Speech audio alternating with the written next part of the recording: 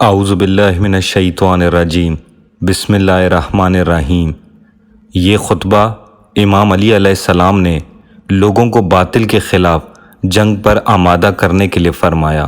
مجھے اپنی زندگی کی قسم، میں حق کے خلاف چلنے والوں اور گمراہی میں بھٹکنے والوں سے جنگ میں کسی قسم کی رعایت اور سستی نہیں کروں گا۔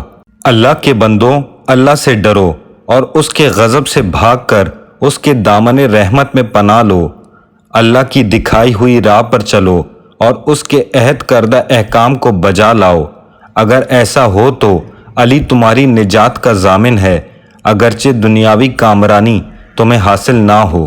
اس سے اگلے خطبے میں جب امیر المومنین علیہ السلام کو پے در پے یہ اطلاعات ملی کہ معاویہ کے اصحاب آپ کے مقبوضہ شہروں پر تسلط جما رہے ہیں اور یمن کے والی عبداللہ ابن عباس اور سپہ سالار لشکر سعید ابن نمران بسر بن ابی ارطا سے مغلوب ہو کر حضرت کے پاس پلٹ آئے، تو آپ اپنے اصحاب کی جہاد میں سستی اور رائے کی خلاف ورزی سے بد دل ہو کر منبر کی طرف بڑھے اور فرمایا: یہ عالم ہے اس کوفہ کا جس کا بندوبست میرے ہاتھ میں ہے۔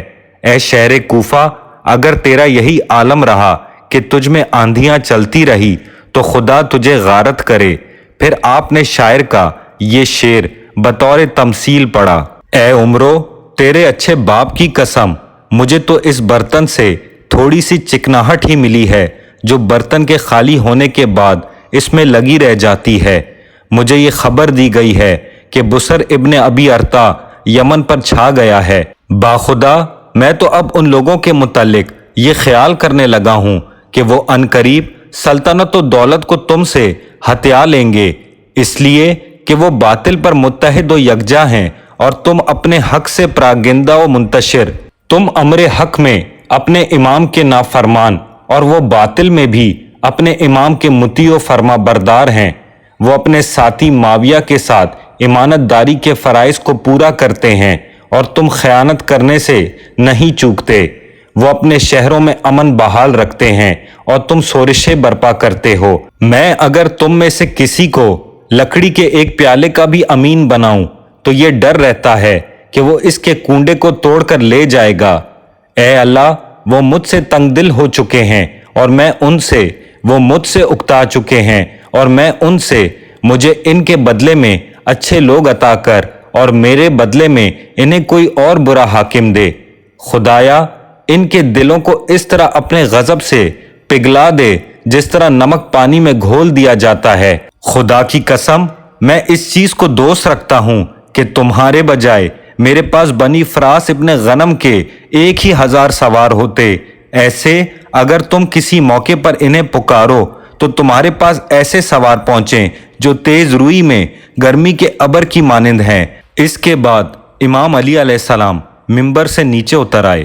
اس خطبے کا پس منظر کچھ یوں ہے کہ جب تحکیم کے بعد معاویہ کے قدم مضبوطی سے جم گئے تو اس نے اپنے دائرہ سلطنت وسیع کرنے کے لیے امیر المومنین علیہ السلام کے مقبوضہ شہروں پر قبضہ جمانے کی تدابیریں شروع کر دی اور مختلف علاقوں میں اپنے فوجی بھیج دیے تاکہ وہ جبر و تشدد سے امیر شام کے لیے بیعت حاصل کریں۔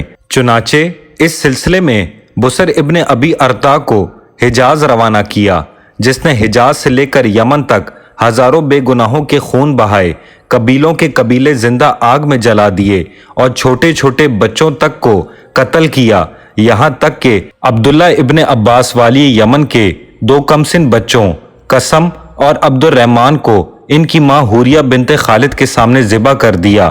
امیر المومنین علیہ السلام کو جب اس کی صفاکی اور خون ریزیوں کا علم ہوا تو آپ نے اس کی سرکوبی کے لیے لشکر روانہ کرنا چاہا، مگر ہم جنگ آزمائیوں کی وجہ سے لوگ جنگ سے جی چھوڑے بیٹھے تھے اور سرگرمی کے بجائے بددلی ان میں پیدا ہو چکی تھی۔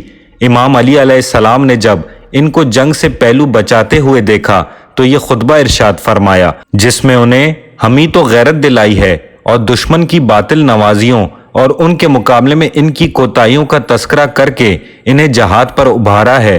آخر جاریہ ابن قدامہ نے آپ کی آواز پر لبیک کہی اور 2000 کے لشکر کے ساتھ اس کے تعاقب میں روانہ ہوئے اور اس کا پیچھا کر کے اسے امیر المومنین کے مقبوضات سے نکال باہر کیا۔